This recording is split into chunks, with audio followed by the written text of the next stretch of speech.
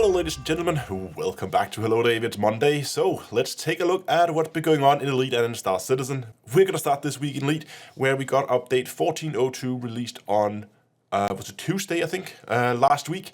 With that we got some changes to the new aUEC combat. This is a minor update, so it's not something massive, but there is some nice changes. One of the changes is that we can now, in the aUEC war interface, we can now see like a top list of the system that has the most progress on it. This is of course going to help us a lot when we're going to figure out what system you're going to work in, because again, as we talked about in a previous Hello Dave, when we reach the end of the server cycle on Thursdays, the whole progress is going to reset if you haven't finished it. So it's important that we finish one system at a time, and having that information easily available, which system is the one that has the most progress, means that's likely where you should go and work if you want to help out. And here I actually just want to give some credit to Frontier, the fact that they have taken a tool that the community had pretty much already made by trying to coordinate this outer game and putting it in-game. This is one of the big critique points of Elite, is that it has all these third-level or third-party tools, and the game is unplayable without them. Like, so finally we actually see something that was previously something you'd have to go out of game to get that information. You can now go and actually get it in-game. So thumbs up for that. There's also been some other minor changes with some new activities you can do in order to help with the Thargoid war, restoring power to settlements in system that's recovering, meaning that you can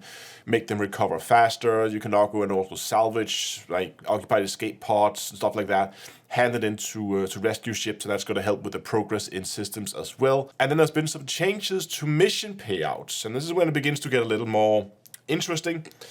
All the Thargoid related missions have had a buff in payout, so they now pay more than they did before, which is nice to see. And also, I think the mission payout cap, I'm not sure if that's globally or just for those missions, but that mission payout cap seems to have been either raised or removed. Previously, you would only be able to get missions at 50 million per mission, and it was just hard capped at that. It was a change which you added when there were suddenly missions due to a patch they made that suddenly paid like 2-3 billion, and then people running these missions, and they were super easy, and people just made like stacks and stacks of credits. So when you just added this hard cap, problem is a lot of the missions with the Thargoids are actually paying more than, or should pay more than 50 according to the way that they're balanced it. So therefore they had to remove or at least raise the cap. But there has also been another change now that was not reflected in the patch note. Like everything I've talked about here was nicely reflected in the patch notes, as you would expect. When you kill a Thargoid and you get this bounty voucher, that has been nerfed. That means that all Thargoids now pay around 18 to 20% less than they did before. That includes both scouts and interceptors, and it is across the board. The change itself, buffing missions, less focus on the individual kills, kind of encouraging people to go and run missions and use those instead of just randomly killing any Thargoid they see. I can kind of see the point.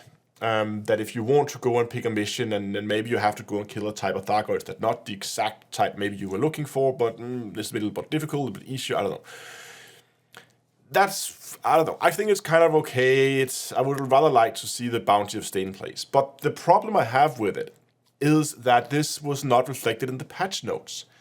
Frontier has come out, they came out like, I think 2 days after the patch, and they made a clarification about it in a forum post where they said, oh, by the way, we also changed these things.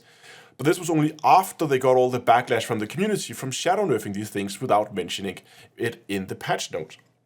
Now they say that it was left out accidentally, that it was not on purpose.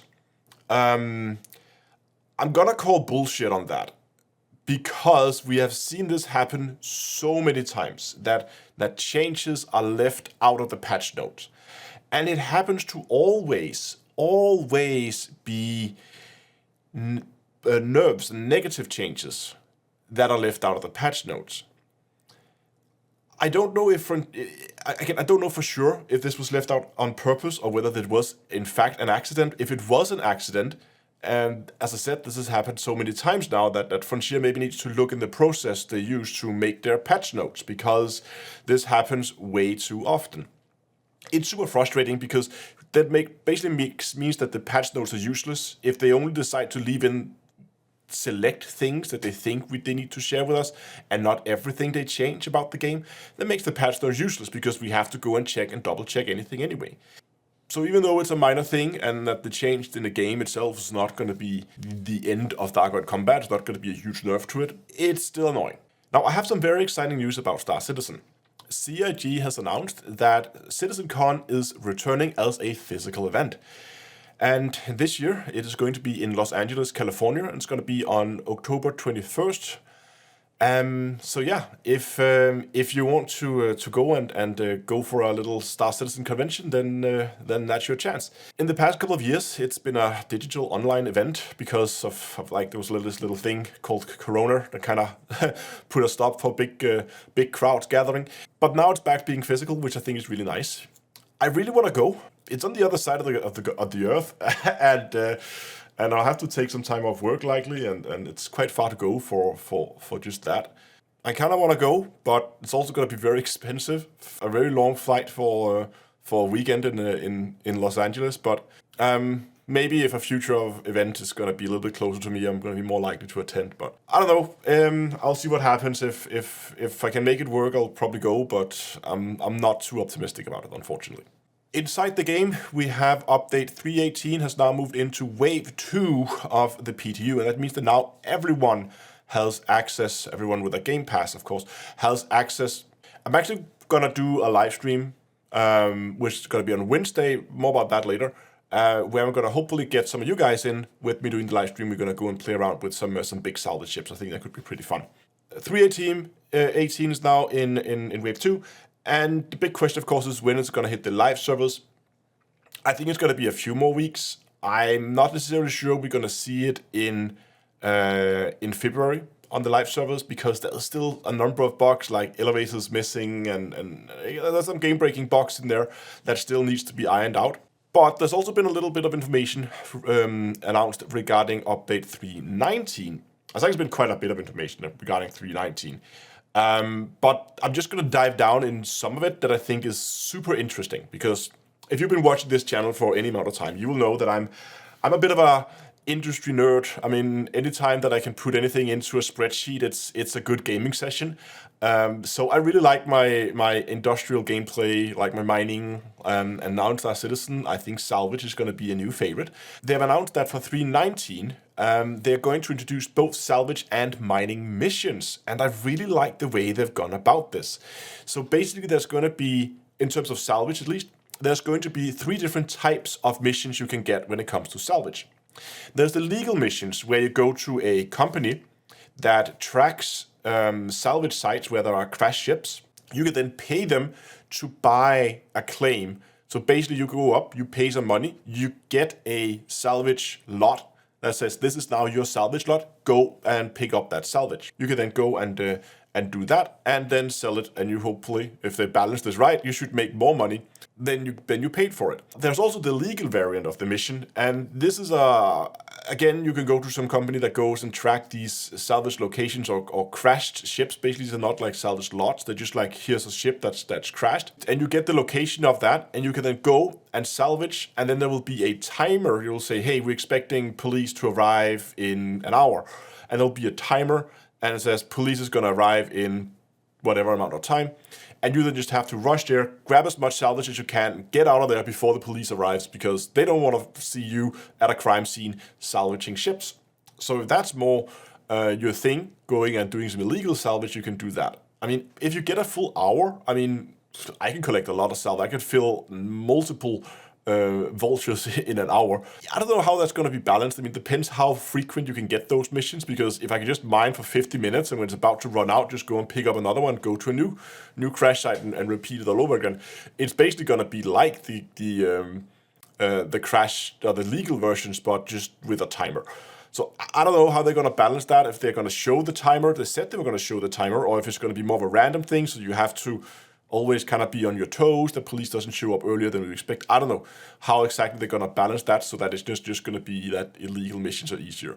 Maybe the cargo is going to be flagged as illegal, and if you get scanned by police or try to fly into a landing zone, I don't know how they're going to do that. The last type of mission is these more open, like if there's been a big battle and there's like ships everywhere, and it's just an open contract. Say, Well, there's a huge lot of dead ships over there, and everybody's welcome to just go and grab whatever you want. This is also going to attract pirates, as a lone salvage ship in a location like that is very, very exposed and very, very vulnerable. The intention with these bigger salvage areas, like battlefields or graveyards, if you will, is that it's going to be something you do as part of group play, where you maybe send in a few combat ships, clear out the side, and then the salvage ships follows after, and they go in, they begin to salvage while the combat ships are on patrol, trying to keep other pirates away or other organizations that try to go in and claim the salvage for themselves.